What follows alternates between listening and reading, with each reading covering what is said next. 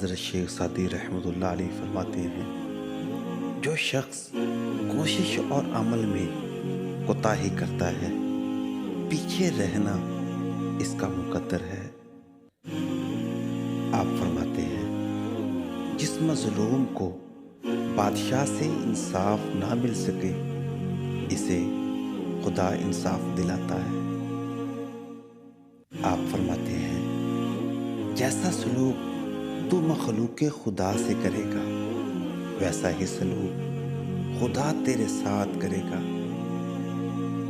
آپ فرماتے ہیں، ظالم جب تک ظلم نہیں چھوڑتا، اس کے حق میں کوئی دعا قبول نہیں ہوتی۔ آپ فرماتے ہیں، نیک نیت کی وجہ سے کام نیک اور بری نیت کی بدولت برا ہو جاتا ہے۔ آپ فرماتے ہیں، منصف اور عادل کو اللہ پاک اپنے عرش کے نیچے سایہ دے گا۔ آپ فرماتے ہیں، آخرت میں نیکیوں کے مطابق مرتبے ملتے ہیں، اس لیے نیکی کرو۔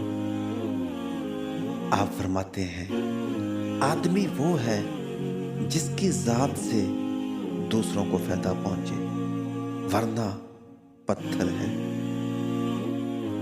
آپ فرماتے ہیں، دنیا بے وفا اور انتہا ناقابل اعتبار ہے، اس سے فائدہ وہی شخص اٹھاتا ہے جو اسے مخلوق خدا کی اصلاح اور فلاح میں لگا دیتا ہے۔